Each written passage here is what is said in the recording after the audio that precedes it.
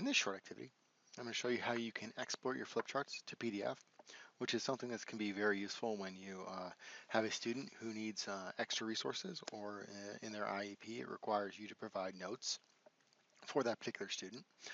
And then in addition to that, I'm going to show you how you can actually use some tools within ActiveInspire to record your screen that can be useful for flipping your classroom.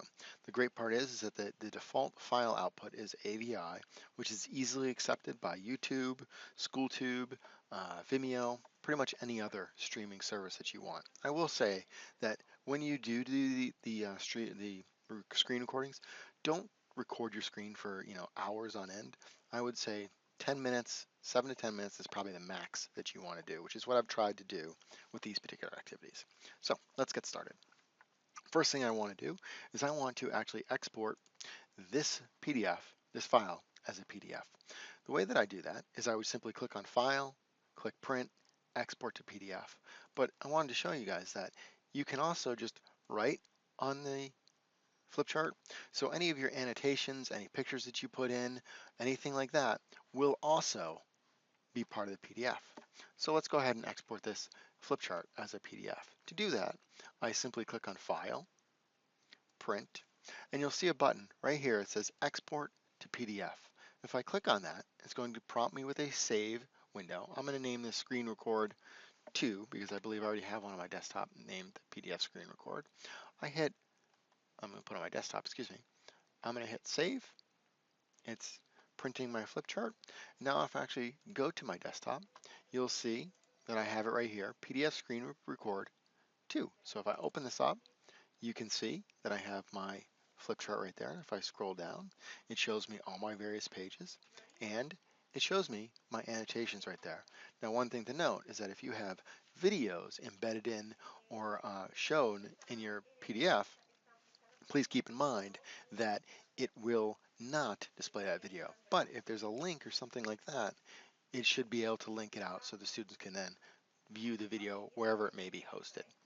So that's how you go about creating a PDF out of your flip charts. The second step I'm going to show you is how you can actually create a video from your flip chart. So if you'd like to record your screen, there are some power tools, which some of you may know about, some of you may not know about. There's some kind of neat tools in there. If you ever get a chance, you should play around. But what we're going to do is we're going to record our screen. The great part is I can record my flip chart or anything that I do on my desktop as well. So I theoretically could be writing over top of a web page or my desktop itself. It doesn't have to be just in ActiveInspire. So let's go ahead and get started. So I'm going to record the screen. What I want to do is click on my power tools, which are right here. And when that click on that, load that, it's going to load a new menu. And down at the very bottom, you'll see more tools. There's a sound recorder I haven't used, but then there's a screen recorder. Now you need to specify if you want the full screen recorder or the area screen recording. I'm going to select the area screen recorder. And a window comes up. It says, okay, select the area that you'd like to record. So I'm just going to simply click and drag and specify that this is the area I want to record. Anything in this white area right here, I will get. This grayed out area will not be recorded. So I'm going to click Launch Recorder. Now you'll see up in the top corner, there's a glowing window with a red button for record. When I'm ready to start recording, what I'm going to do is simply click on this button. Once I click on the button though, it's going to bring up a window asking me to save it. What I'm going to name it is Trash 1. Put the 1 in there and hit. Once I click Save, it's actually going to start the recording. So I click Save.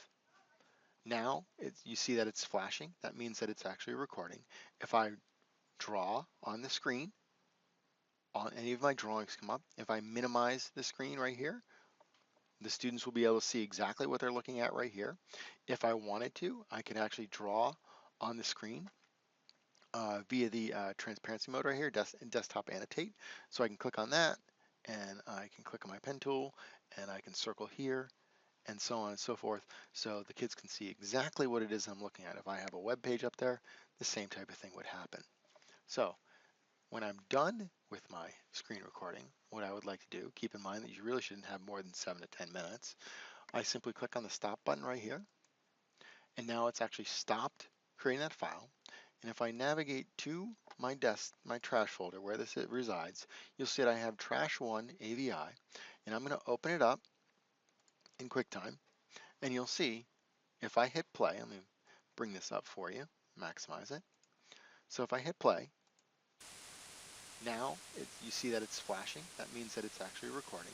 If I draw on the screen, on any of my drawings come up, if I minimize the screen right here, the students will be able to see exactly what they're looking at right here.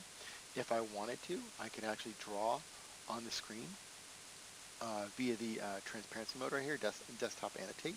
So I can click on that, and I can click on my pen tool, and I can circle here, and so on and so forth. So that's how you can go about using the screen record function within ActiveSpire to flip your classroom.